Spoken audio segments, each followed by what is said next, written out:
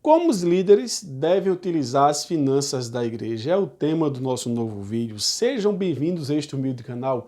Eu tenho uma palavra de Deus para você. O tema do vídeo de hoje foi sugerido pelo meu querido amigo e irmão, Pastor Carlos. Quero agradecer ao irmão por sempre ter dado aqui as suas sugestões e você também tem total liberdade de deixar aqui suas críticas, suas sugestões, pois a sua interação aqui no canal é de extrema importância. A minha gratidão por cada oração, todo apoio, que Deus vos abençoe. Como os líderes devem utilizar as finanças da igreja? Aqui no canal tem alguns vídeos. Peço que depois você assista com calma os outros vídeos que estão relacionados a esse assunto, a saber, pastor receber salário da igreja é bíblico, dízimos e ofertas, dinheiro, bênção ou maldição. Então, assistindo esses vídeos, você terá uma compreensão melhor acerca do assunto. Como os líderes devem utilizar as finanças da igreja? Liderar é uma grande responsabilidade, dentre as quais envolve muitas coisas, em especial cuidar, guiar, ensinar e preparar as pessoas. Quando abrimos a Bíblia fala muitas coisas acerca de um líder. Nessa minha palavra introdutória, quero chamar aqui a sua atenção, pois é de extrema importância falar aqui algumas colocações importantíssimas para adentrar no assunto. Em Tito, capítulo 2, verso 7, a parte inicial do texto diz: em tudo te dar por exemplo. Em 1 Timóteo, capítulo 4, verso 12, a parte B, está escrito: mas ser exemplo dos fiéis, ou seja, algumas traduções, torna-te padrão, ou seja, nós devemos ser referência. Quando eu digo nós, se referindo aos líderes, todo mundo tem alguma questão, alguma área da vida que exerce uma certa liderança, mas os líderes específicos, nós somos padrão, ou seja, referência, não perfeição, que somos falhos, mas devemos ser uma referência para as pessoas. Quando abrimos a Bíblia, em Hebreus capítulo 13, verso 7, a parte C do texto diz a seguinte expressão: a fé dos tais imitais. Em Hebreus 13, 17, na parte inicial do texto diz: obedecer a vossos pastores, ou seja, condutores, superiores, líderes, é isso que o texto quer dizer. E diz o texto: obedecer a vossos pastores e sujeitai-vos a ele. Então veja a importância de um líder a qual as pessoas devem obedecer, se sujeitar, ou seja, aceitar a sua missão, ter ele como exemplo, não como um padrão de perfeição. Sabemos que padrão de perfeição para a nossa vida é só o Senhor e Salvador Jesus Cristo. Mas observamos, amados irmãos, da importância da liderança, mas nos últimos dias, em todos os âmbitos, nós sabemos que existem escândalos, mas os maiores escândalos envolvendo a liderança da igreja está relacionada a finanças e a área do relacionamento. Finança se refere a roubo e a desvio. Já no relacionamento, sabemos que são os famosos adultérios, as fornicações e as prostituições. Infelizmente, tem muito líder envolvido no meio dessa bagunça. Veja, então os maiores escândalos se referem a isso.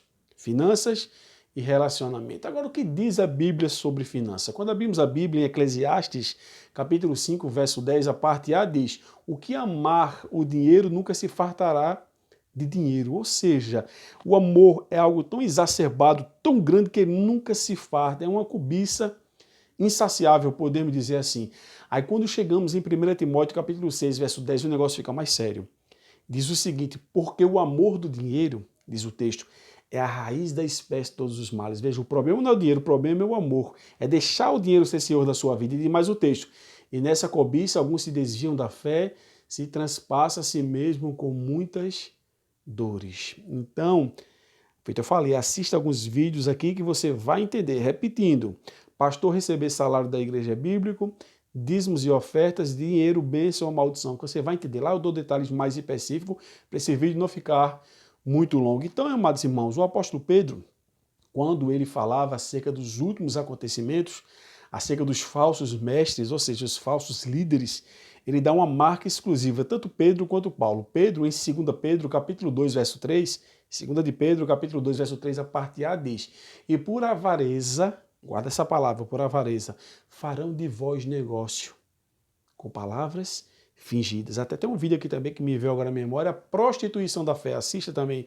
se for possível, esse vídeo. Então, a marca dos falsos mestres, dos falsos líderes, é a avareza. Até o apóstolo Paulo também fala que mais para frente, eu vou citar alguma coisa aqui a esse respeito também, que Paulo fala também que nos últimos dias haveriam homens avarentos. Está lá em 2 Timóteo e 1 Timóteo. Se eu me lembrar daqui para o término do vídeo eu citarei para vocês. Então, a gente vê que o negócio está muito sério. Então, como muitos têm utilizado a finança? Eu não posso dizer todos, que aqui eu não sou leviano e nem pretendo ser, nem tenho a onisciência de Deus para saber todas as coisas, mas como a maioria tem usado as finanças da igreja. É só nós abrimos as redes sociais, que eu recebi alguns vídeos esse dia, vejo nas redes sociais um absurdo, irmãos. É uma vergonha pessoas que se titulam diáconos, presbíteros, especialmente pastor, até apóstolos, profetas, cometendo coisas terríveis. Ou seja, o que é que essas pessoas têm feito com as finanças da igreja? Daqui a pouco eu vou dizer como se deve ser aplicado. Em primeiro lugar, viagens. Em segundo, se hospedam em hotéis ou pousadas, nem pousadas. Pousadas é coisa para pessoas humildes, né?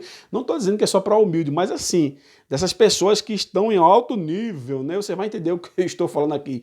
Então, viagens para o exterior e até aqui também para o Brasil, mas especial para o exterior, que é caro, se é você consultar aí, consulte aí rapidamente, dá um Google aí e pergunta. Se hospeda em hotéis de alto luxo, restaurantes que só pessoas da elite podem chegar lá, roupas caríssimas, carros nacionais, já caiu até de moda, é só carros importados.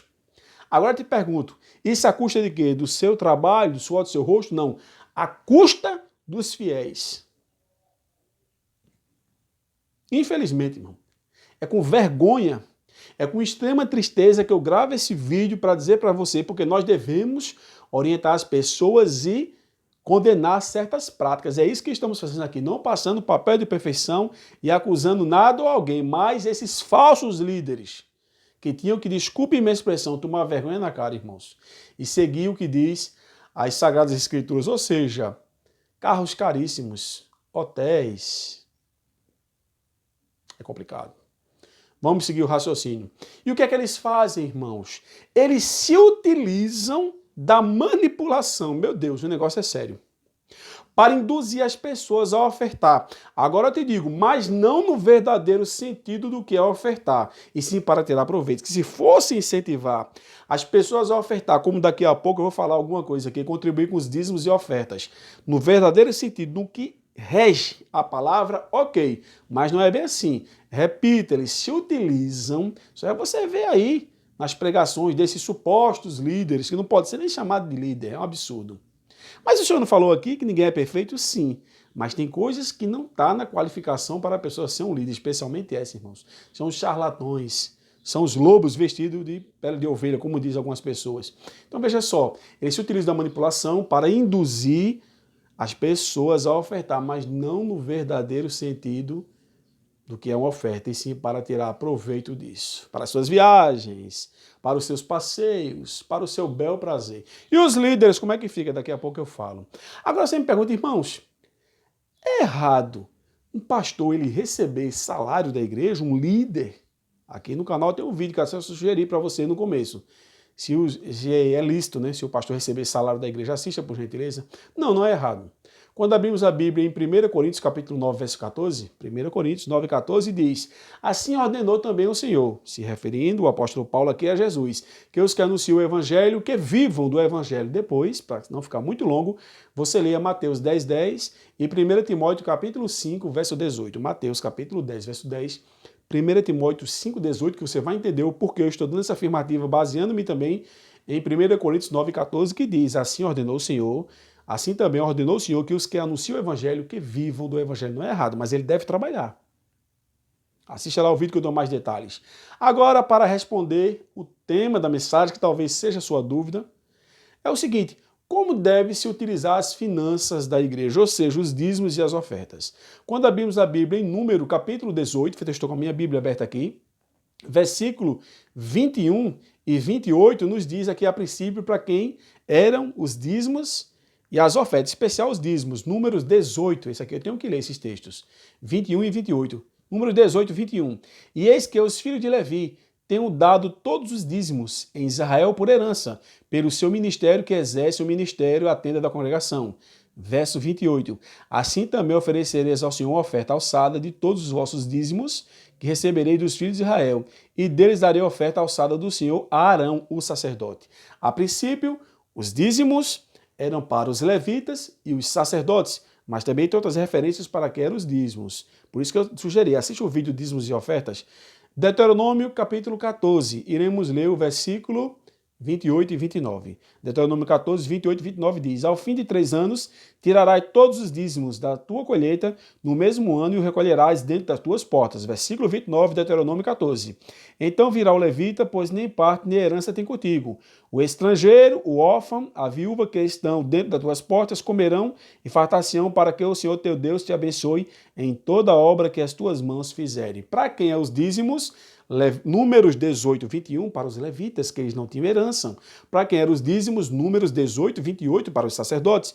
Para quem era destinado os dízimos, Deuteronômio 14, 28 e 29 para o estrangeiro, o órfão e a viúva. Em síntese aqui, resumindo, seria para os desamparados. Para que era o dízimo? Malaquias 3,10, trazei todos os dízimos, esse é o texto mais conhecido. Para que haja mantimento na minha casa, para que eram os dízimos? Para manutenção do templo. Agora te pergunto, normalmente as pessoas negligenciam as demais, ou seja, os levitas, os sacerdotes, os estrangeiros, os órfãos e as viúvas, ou seja, os desamparados, mas focam no templo, a qual eu chamo de templocentrismo. Querem embelezar o templo, mármores, cerâmicas, porcelanatos, ar-condicionado não é errado, você querer investir. Mas eu te pergunto, e o verdadeiro templo, como está? Como estão os seus membros? Pagam alto cachê para cantores famosos, grupos musicais famosos, pregadores, altos conferencistas. Ô irmãos, e é errado alguém cobrar para cantar e pregar? Com certeza é. Mateus capítulo 10, verso 8.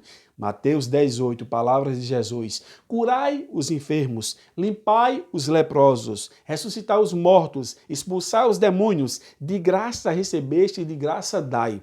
Agora eu te pergunto, o que é que estão fazendo com o evangelho do nosso Senhor e Salvador Jesus Cristo? Meio de vida, irmãos. Pagam a cantores e a pregadores, embelezam o templo, mas os seus membros estão passando necessidades. Eu não digo uma necessidade básica, mas necessidade extrema. O que eles fazem? Não fazem nada.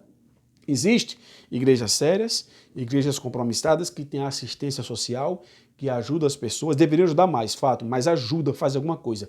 Mas tem aquelas famosas igrejas que só ajudam o povo no Natal. É feito eu falo, irmãos. E a pessoa só tem fome no Natal? Só passa necessidade no Natal? Tem trabalhos aí fantásticos, né? De pessoas que saem pelas madrugadas, dando sopa, dando pão, dando agasalho. Isso é louvável, irmão. Isso é bíblico. Mas também tem um detalhe aqui. Tem pessoas que fazem isso para se exibir. Quer fazer, irmãos? Faça.